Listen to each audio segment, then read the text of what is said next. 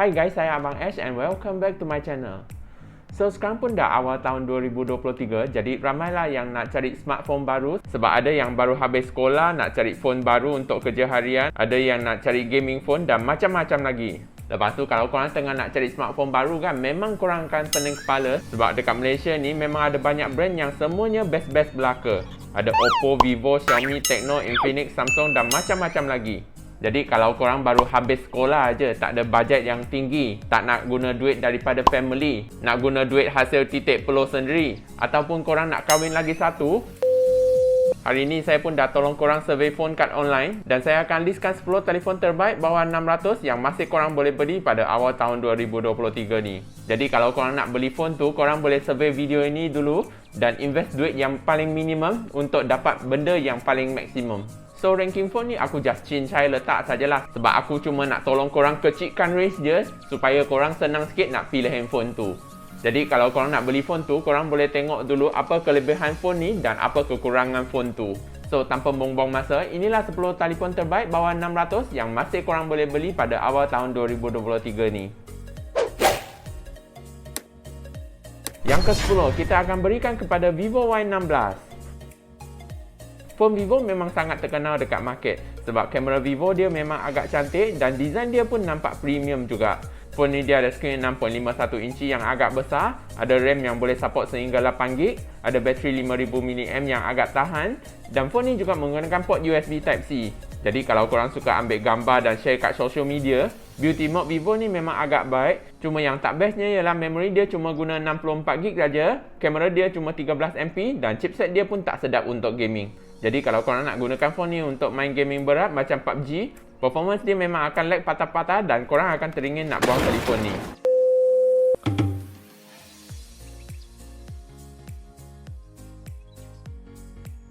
Yang ke-9, kita akan berikan kepada Oppo A17.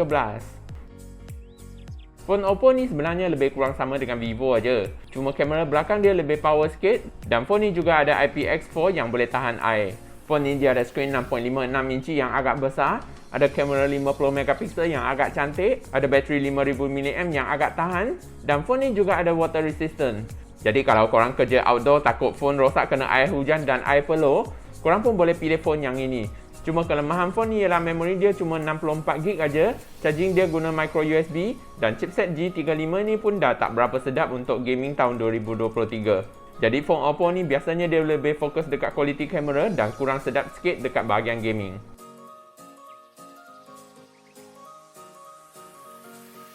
Yang ke-8, kita akan berikan kepada Realme C35.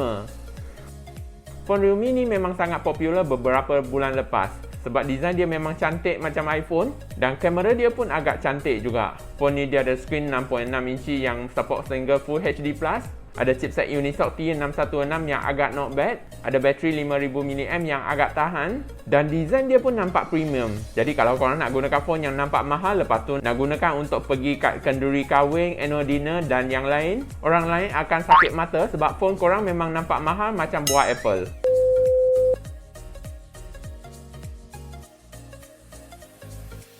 Yang ke-7, kita akan berikan kepada Poco M5. Sebenarnya phone ni adalah nombor 1 dalam kategori 600, tapi disebabkan dengan harga 600 korang cuma boleh dapat 64GB aja, jadi saya letakkan dia dekat bawah sikit. Phone ni dia ada skrin 6.58 inci yang agak besar, ada refresh rate yang boleh support sehingga 90Hz, ada chipset MediaTek G99 yang paling sedap dekat kategori ini dan phone ni pun boleh main game berat macam Genshin Impact. Jadi kalau korang nak cari phone gaming paling sedap bawah 600 tu, Poco M5 ni adalah phone terbaik untuk gaming untuk sementara ni. Cuma kelemahan phone ni ialah memory dia agak kecil sikit dan phone ni cuma guna mono speaker saja. Jadi kalau korang nak gunakan untuk long term use, better korang ambil yang 128GB.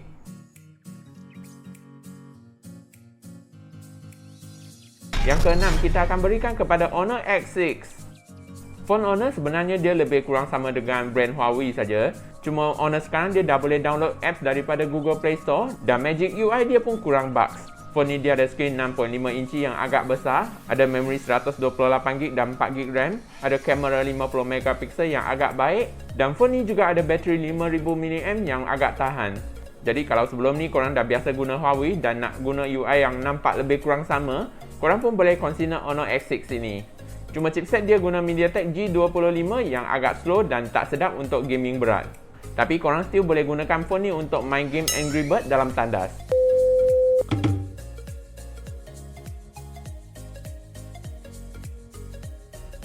Yang kelima, kita akan berikan kepada Tecno Spark 8C. Phone Tecno ni dah semakin popular dekat market sebab mereka selalu menawarkan phone dengan spek yang agak best dan harga dia pun agak berpatutan. Phone ni dia ada skrin 6.6 inci yang agak besar, ada refresh rate 90Hz yang agak smooth, ada memori 128GB dan 7GB RAM, dan phone ni juga ada chipset Unisoc yang boleh digunakan untuk gaming. Jadi kalau korang nak cari sebuah smartphone yang ada spek yang agak balance, mungkin korang pun boleh consider phone ini. Cuma kamera dia guna 13MP aja dan phone ni guna port micro USB. Tapi kalau korang masih ada banyak kabel micro USB, korang pun tak perlu beli kabel baru dan korang pun boleh jimat duit sikit.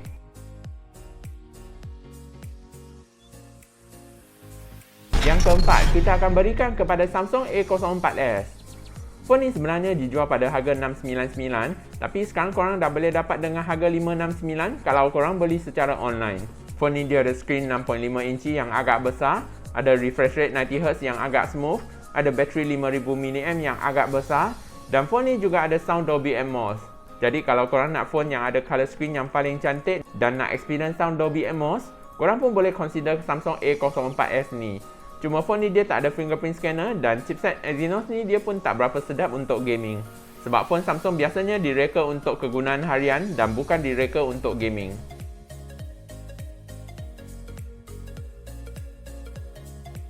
Yang ketiga, kita akan berikan kepada Wiko 10. Phone Wiko ni sebenarnya dijual pada harga RM699, tapi sekarang korang dah boleh dapat dengan harga RM599 kalau korang beli secara online. Phone ni dia ada skrin 6.74 inci yang agak besar, ada memori 128GB dan 6GB RAM, ada fast charging 22.5W yang paling laju dalam segmen ni, dan UI dia pun agak baik dan tak ada bloatware. Jadi kalau korang nak cari phone yang ada fast charging dan tak suka UI yang ada banyak bloatware, mungkin korang pun boleh consider Wiko 10 ni. Sebab UI dia memang nampak cantik, tak ada bloatware, dan korang pun boleh dapat internal space yang lebih banyak kalau kita compare dengan brand yang lain.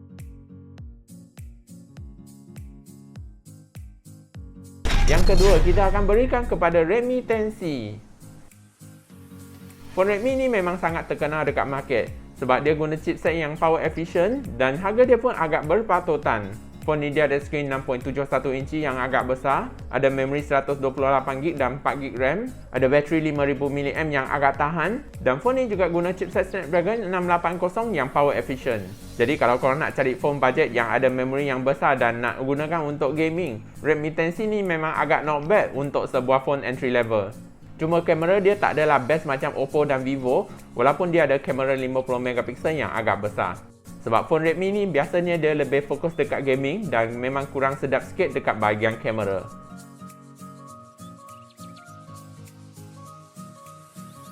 Yang pertama, kita akan berikan kepada Infinix Hot 20. Phone Infinix kini dah semakin mengganas dekat Malaysia sebab mereka bagi offer spek yang paling best dan saya rasa seluar dalam Infinix dia pun dah kasih all in dekat korang. Phone ni dia ada skrin 6.82 inci yang paling besar dalam segmen ini, ada memori 128GB dan 11GB RAM, ada function NFC, ada bateri 5000 mAh yang agak tahan, dan phone ni juga ada support dual speaker. Jadi kalau korang nak gunakan untuk main game ke layan movie ke, experience dia masih boleh dikatakan agak baik.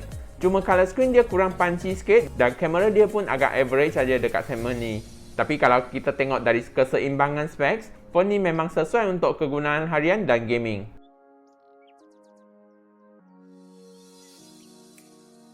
So dah habis tengok semua phone tu, memang korang kena tahu mana yang paling best kan? Actually bagi saya akan berikan kepada 3 kategori. Yang pertama, kalau korang nak ambil gambar yang paling cantik, saya akan suggest Oppo, Vivo dan Realme. Sebab kalau korang nak ambil gambar untuk kenangan dan share kat social media kan, beauty mode dia memang agak cantik dan AI effect dia pun agak baik. Yang kedua, kalau korang nak gunakan phone untuk gaming, saya akan suggest 3 phone. Yang pertama, Poco M5. Poco M5 tu kalau korang nak gunakan untuk gaming tu memang dia paling best dekat segmen ini. Sebab chipset dia paling best dekat segmen ini. Lepas tu touch sampling rate dia pun agak tinggi dan phone ni dia pun ada 90Hz refresh rate. Yang kedua ialah Redmi 10C. sebab dia guna chipset Snapdragon. Jadi kalau korang nak main game tu, kebanyak game tu dia memang optimize dengan chipset Snapdragon. Yang ketiga ialah Infinix Hot 20. Sebab phone ni dia ada dual speaker dan ada refresh rate 90Hz. Jadi kalau korang nak gunakan untuk gaming, dia pun memang agak baik. Cuma chipset dia guna G85 yang agak lama sikit saja. Tapi overall dia masih boleh digunakan untuk gaming. Yang last sekali, kalau korang nak gunakan phone untuk kerja harian, saya akan suggest korang ambil Samsung A04s, Wiko 10 dan Honor X6. Sebab kalau kita nak gunakan untuk kerja harian kan, nak gunakan untuk jangka masa yang lama, memang kita kena pilih phone yang ada memori yang besar dan UI dia tak ada masalah punya lah. Yang pertama ialah Samsung A04s. Sebab UI dia memang ok dan selalu dia pun ada security update. Yang kedua ialah Wiko 10. Phone ni dia ada memori 128GB dan 6GB RAM. Lepas tu dia tak ada function virtual RAM. Tapi UI dia memang saya suka sebab dia tak ada bloatware dekat dalam. Yang ketiga, Honor X6. Honor X6 ni actually agak not bad juga sebab UI so far dia tak ada orang komplain, ada bugs dan memory dia pun agak besar juga. Cuma processor dia kurang power sikit. Jadi kalau korang nak buka apps tu, kadang-kadang dia akan lebih lambat sikit aja. Lepas tu kalau korang nak phone yang ada spek yang seimbang, saya akan pilih Realme C35, Technospark 8C dan Infinix Hot 20. Jadi semua phone tu dia ada kelebihan dan kekurangannya. So kalau korang berminat untuk beli phone tu, saya akan sharekan link dia dekat bawah description sana. Dan coming soon saya pun akan buat phone terbaik bawah 700, 800 dan 1000. So kalau korang nak tahu apa phone tu, korang kena subscribe lah channel ini dan tekan butang loceng. So saya rasa itu saja untuk video hari ini. Kalau suka video ini, jangan lupa tekan butang like, share, komen dan subscribe ya. Bye bye and see you in the next video.